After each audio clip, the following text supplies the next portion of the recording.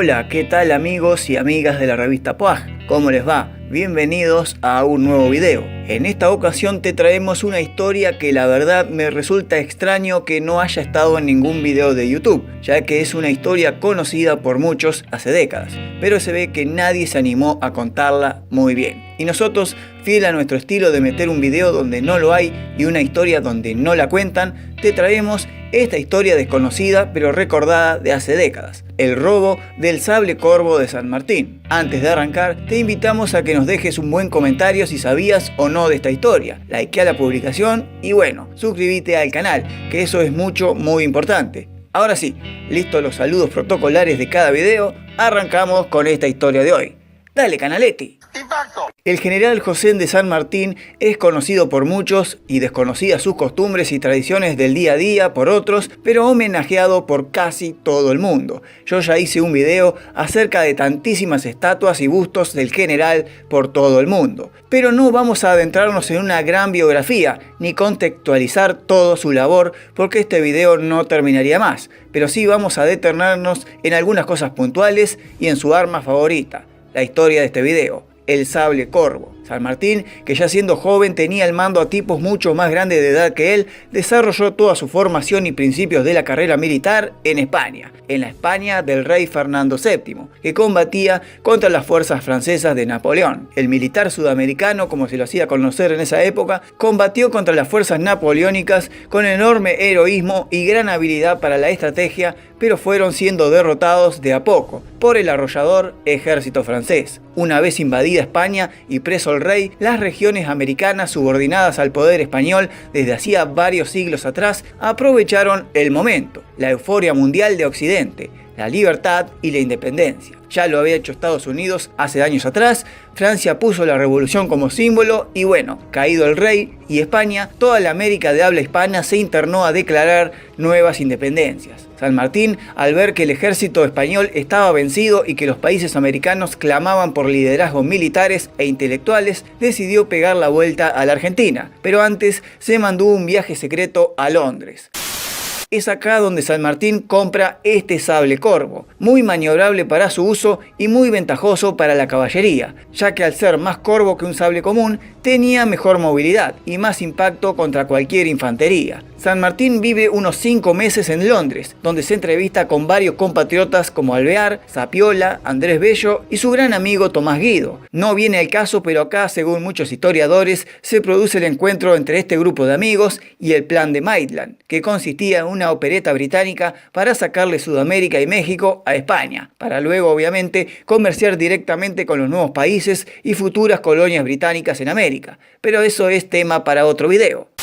San Martín llega el 9 de marzo de 1812 al puerto de Buenos Aires y bueno, la historia es recontra conocida. Crea el regimiento de granaderos a caballo, funda la logia Lautaro, produce casi un golpe de estado del primer triunvirato de Buenos Aires, se casa con la joven Remedio de Escalada que tenía solamente 14 años, batalla de San Lorenzo, crea el ejército de los Andes, gobierna Cuyo, cruza la cordillera, libera Chile, llega en barco a Perú, independencia del Perú, aunque San Martín purgaba por un protectorado y no por un país peruano, porque justamente veía que la población local todavía no estaba preparada para ser un país. Continúa hacia el norte, entrevista con Bolívar en Guayaquil y bueno, se retira al cabo de 11 años de lucha americana. En todo ese trance, San Martín llevaba siempre consigo su sable corvo favorito. De hecho, cuando estaba armando el ejército de los Andes en Mendoza, mandó a varios guerreros a construir sables corvos para todo el ejército, sables igual que el de él, ya que era muy ventajoso en la batalla. San Martín trata de volver a la Argentina después de todo, pero entre Rivadavia y Martín Rodríguez, que se la tenían recontra jurada, lo esperaban para meterlo en cana y hacerle un juicio por traición. El general, ya de todas las provincias unidas del Río de la Plata, parte en su exilio hacia Le Havre, Francia, mientras que su sable corvo fue enviado a Mendoza, al cuidado de una familia amiga, por si se lo quedaban los de la aduana, ¿viste? Y ahí quedó, como un gran secreto nacional muy bien guardado. San Martín exiliado en Europa y su arma favorita escondida en algún baúl en la ciudad de Mendoza. El general, que vivió de prestado años y años en Europa entre Escocia, Bélgica y Francia, era solo mantenido por una pensión que le enviaban algunos de los amigos del Perú, junto con el aporte del pueblo. Pero finalmente aparece en la escena política argentina el restaurador de las leyes, el generalísimo de todo el Partido Federal, Juan Manuel de Rosas, quien gracias a su admiración por la labor del general en todas sus batallas, logró, ya siendo gobernador, destrabar todas las maniobras que habían implantado Rivadavia y Rodríguez y que no le permitían llegar un dinero que San Martín ganaba por sus fincas y estancias en el Cuyo, y también la pensión que merecía por militar retirado del ejército ya argentino. Así San Martín pudo comprar una propiedad cerca de París y bueno, pudo vivir un poco mejor los últimos años, pero ya en los años 1831 a 1833 encomienda a su hija Mercedes y a su yerno Mariano Balcarce que le envíen a Europa su sable corvo favorito, y finalmente San Martín y su arma predilecta se vuelven a encontrar luego de 10 años separados. Juan Manuel de Rosas y José de San Martín mantuvieron con mucha estima una relación muy amistosa y de gran apoyo político, mediante correspondencias casi mensuales. San Martín, agradecido por la ayuda de Rosas y principalmente por la hazaña de la batalla de la Vuelta de Obligado, que hizo retirar a las tropas inglesas y francesas del Río de la Plata con tremenda odisea militar, el general San Martín en 1844 escribe su famoso testamento, donde en uno de sus puntos nombra a Juan Manuel de Rosas como el general de toda la Argentina y el principal heredero de su sable corvo, debido a su, dice esto exactamente en el testamento: el sable que me ha acompañado en toda la guerra de la independencia de la América del Sur le será entregado al general de la República Argentina, don Juan Manuel de Rosas, como una prueba de la satisfacción que como argentino he tenido al ver la firmeza con que ha sostenido el honor de la República contra las injustas pretensiones de los extranjeros que tratan de humillarla. Tremendo elogio de San Martín a Rosas, San Martín muere en 1850 y el sable corvo queda a la espera del viaje hacia Buenos Aires para que llegue a Rosas, pero 2 años después, en 1852, cae el gobierno de Rosas y ante la desesperación por salvar su vida, se exilia también del país y recae en Southampton, Inglaterra. El sable corvo vuelve a Inglaterra como su propio origen y vive con Rosas en una granja a las afueras de esa ciudad británica. Y a pesar que don Juan Manuel tuvo intenciones de regalárselo a Francisco Solano López, el gobernador paraguayo federal que luchó contra los gobiernos liberales de Brasil, Uruguay y Argentina en la famosa guerra de la Triple Alianza, el sable corvo de San Martín se lo dio Rosas a su gran amigo Juan Nepomuceno Terrero. Este estanciero amigo de Rosas muere y el sable queda en manos de su hijo Máximo Terrero, con quien se casa con Manuelita Rosas, la hija de Juan Manuel. Los años pasan y el sable en manos del yerno de Rosas es pedido por el director Adolfo Carranza en 1896, que sea donado al Museo Histórico Nacional Argentino, en la ciudad de Buenos Aires. Tanto Terrero como Manuelita aceptan y el famoso sable corvo de San Martín llega a Buenos Aires en marzo de 1897 y es depositado en el Museo Histórico Nacional y exhibido con un valor enorme para todo el pueblo argentino, que era el arma favorita del padre de la patria. Y hasta ahí venía todo más o menos como era la época. Si pasaba de mano en mano es porque se iban muriendo los dueños y los herederos, y porque todo mensaje, carta, viajes, correspondencia o telégrafo tardaba mucho en llegar. Pero el sable al menos estaba ya en tierras argentinas y muy bien cuidado, hasta que llega el año 1963.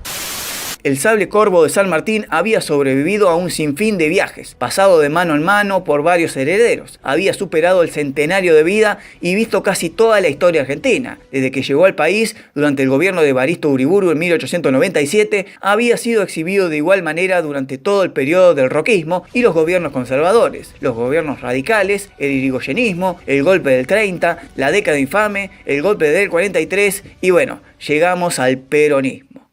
Caído el gobierno del Pocho en el 55 por otra intervención militar, se hizo muy difícil militar por el Partido Justicialista durante el gobierno de Aramburu. El peronismo estaba recontra prohibido y no podía participar de elecciones, ni siquiera podía tener comités, ni delegación, ni nada, ni siquiera se lo podía nombrar. Directamente estaba censuradísimo. Dejadme en los comentarios si querés que haga un video acerca de la censura al peronismo durante el gobierno de Aramburu. Y ya que estás por ahí comentando, suscríbete al canal. Sigo. La moral de los muchachos peronistas estaba por el suelo. Habían pasado 3, 4, 5 años del golpe y Perón no volvía, pero tampoco había miras de que podía pegar la vuelta en cualquier momento. No, nada, cero. Entonces la juventud que había crecido con el gobierno justicialista purgaba por el regreso de su líder, a través de la lucha en la clandestinidad, a través de pintadas, diarios clandestinos, cánticos en las canchas, etc. Pero de a poco se iban reagrupando con el retorno de la democracia y el gobierno de Frondizi. Estas agrupaciones, todas de corte peronista, darían nombres como el Movimiento Nueva Argentina, otra llamada solamente La Argentina, la Reagrupación de Todos los Descamisados y la Juventud Peronista, la JP, Osvaldo Agosto, militante de la JP y parte de la resistencia peronista, tuvo una idea para levantar la moral del alicaído movimiento justicialista. En realidad el plan era mucho más ambicioso, que contaba de 3 golpes casi políticos y mediáticos para decirle a toda la sociedad argentina: che, acá estamos, el peronismo no murió a pesar de toda la censura. Uno de esos golpes era robar y recuperar las banderas argentinas que tenían los franceses desde la batalla de la Vuelta de Obligado, que eran exhibidas en el Museo de los Inválidos como trofeos de guerra en Francia. Esas banderas fueron recién recuperadas durante el gobierno de Menem, por si no lo sabías. El segundo golpe mediático era, con la ayuda del movimiento argentina, tomar las Islas Malvinas, ocupadas por los británicos desde 1833, izar la bandera argentina, cantar el himno y rajar. Y el tercer golpe era robar el sable corvo de San Martín del museo. Obviamente comenzaron por la más sencilla, la tercera. En julio de 1963 gana las elecciones presidenciales el radical Arturo Illia, en unas elecciones donde obviamente el peronismo no podía participar. Es así que durante agosto de ese 63, un mes después, comienza la operación Robar el Sable de San Martín. Era 12 de agosto, era un día común y corriente en el Museo Nacional que se estaba cerrando, y se presentan unos estudiantes que dicen ser tucumanos y que están de viaje de estudios. Recorren algunas salas del museo hasta que llegan al rincón donde se exhibía libremente detrás de una vitrina el sable de San Martín. Inmediatamente entran en acción. Algunos reducen a los guardias y otros distraen. Rompen la vitrina, sacan el sable, lo envuelven en un poncho y dejan en un lugar una proclama, una carta. Se marchan. El robo había sido muy sencillo y muy fácil. La proclama que habían dejado por el lugar del sable decía: el sable del general San Martín quedará custodiado por la juventud argentina, representada por la juventud peronista. El pueblo argentino no debe albergar ninguna preocupación. El sable de San Martín será cuidado como si fuera el corazón de nuestras madres. Además, en la proclama había condiciones para el regreso del arma al Estado: la devolución del cadáver de Eva Perón, la vuelta del general Perón al país, el levantamiento de la proscripción de todo el partido justicialista, elecciones libres, la libertad de todos los presos políticos y gremiales que habían sido detenidos en todos esos años del gobierno de Aramburu y de Frondizi. El robo fue exitoso porque al día siguiente todos los medios hicieron ecos de este hecho. El sable corvo del padre de la patria había sido robado por la juventud peronista y secretamente fue trasladado a una estancia entre Maipú y Mar del Plata, mientras la militancia justicialista festejaba un pequeño triunfo sobre sus fuerzas opositoras, sobre todo las Fuerzas Armadas. El resto del país entró en un enorme asombro inesperado. Inmediatamente el presidente que estaba por salir, estamos hablando de José María Guido, decretó la rápida búsqueda del sable. Era un insulto y un avasallo contra la nación, así lo describió él mismo, y puso en acción a todos los servicios de inteligencia, a toda la policía del país y al mismo Ejército Nacional a investigar y encontrar ese arma. Pero, ¿cuál era la real intención del robo? Unos cuantos años después, Osvaldo Agosto declaraba que el robo era más un acto simbólico, una manera de ridiculizar al ejército y al gobierno que se estaba yendo, que lo tenía proscripto desde hacía años. Necesitábamos un escándalo grande, un hecho que iba contra algún valor significativo para toda la nación. No teníamos nada contra San Martín, sino contra el ejército, demostrando así con el robo que cualquiera podía lograr ese golpe y que el peronismo iba a seguir dando lucha aunque sea desde la clandestinidad. Y como en ese julio del 63 los radicales volvían a gobernar, era necesario un llamado a toda la sociedad argentina de que el peronismo aún seguía vivo, latente. El sable iba a ser entregado a Perón en Madrid. Pero para mala suerte de Osvaldo Agosto, Manuel Gallardo, Arístides Bonaldi y Luis Sansoulet, los principales cabecillas del robo, todos militantes de la juventud peronista, el plan solo duró unos pocos días, porque otro grupo de militantes intentó tomar las instalaciones de Radio El Mundo para hacer una proclama desde la radiodifusora, pero fueron descubiertos y detenidos por el ejército. Una vez detenidos, los militantes comenzaron a sufrir todo tipo de torturas, hasta que uno no pudo más y cantó. Inmediatamente comenzó la persecución de todos los cabecillas del robo. La temible Brigada de San Martín, un grupo paramilitar que solía actuar fuera de sus jurisdicciones cercanas, o sea, fuera de la localidad de San Martín, y la principal acusada por el crimen del obrero Felipe Vallese en 1962, finalmente dio con Agosto y detuvo a toda la célula peronista del robo. Acto seguido comenzaron las torturas al igual que los demás anteriores detenidos. Agosto cuenta: no soy más valiente que nadie, pero tuve suerte de resistir a la tortura. Lo negué todo, me hicieron rueda de detenidos y no me reconocieron. Yo era publicista en esa época y cuando fuimos a hacer el operativo yo fui maquillado. Igual seguí detenido durante una semana, pero no me pudieron acusar de nada. Tenía una sensación extraña que me llevaba a pensar, mientras me golpeaban, que no me iban a matar. Tal vez por eso no tenía miedo de que me mataran. Creo que en esos días aprendí a perdonar a quien cantaba por ser torturado y apremiado por el dolor y el terror. Pasadas las semanas hubo una conexión que terminó fallando. Una reunión entre Aníbal de Marco, el encargado de llevarle el sable a Perón a Madrid, y el delegado del Pocho, Héctor Villalón, que hacía las veces de comunicador del expresidente para toda la Argentina y que había dado instrucciones precisas de aglutinar la resistencia peronista en esos años. Y esta conexión falló porque se enteró Adolfo Filipeo, un ex capitán del ejército de la época de Perón. Filipeo, enterado de las torturas que sufrían los militantes detenidos, dio aviso a De Marco y a los demás de la JP, diciendo: muchachos, devuelvan el sable porque están torturando muy feo. Y el hecho ya tuvo su objetivo principal. El robo del sable de San Martín no solo había sido noticia nacional, sino también internacional. De Marco acordó con Filipeo la devolución y este se lo entregó en mano al ejército. El sable había vuelto de nuevo al Estado y al museo.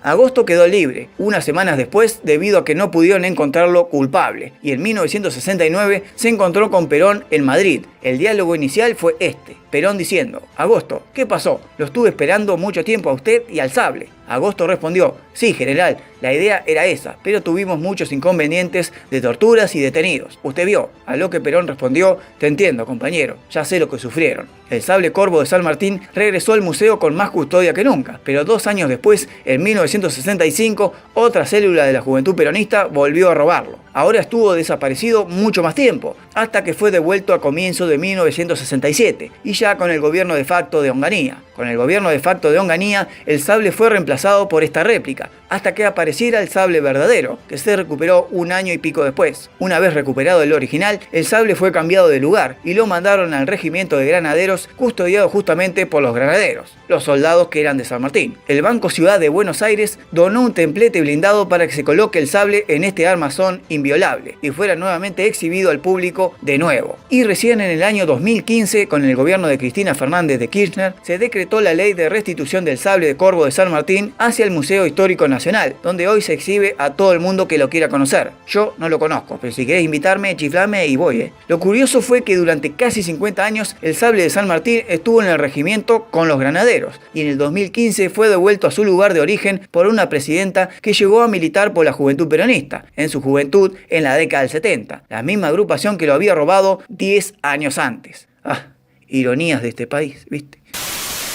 Si no sabías algo o nada de esta historia, déjamelo saber en los comentarios y opina dónde debería estar realmente exhibido el sable de San Martín, en el regimiento de los granaderos o en el actual Museo Histórico Nacional. Regalame un buen like así de grande y suscríbete al canal, así llegamos a esos benditos 50.000 seguidores que quiero llegar y no alcanzo. Yo me voy a cantar un poco la marcha de San Lorenzo y vos quedate viendo estos videos, papu.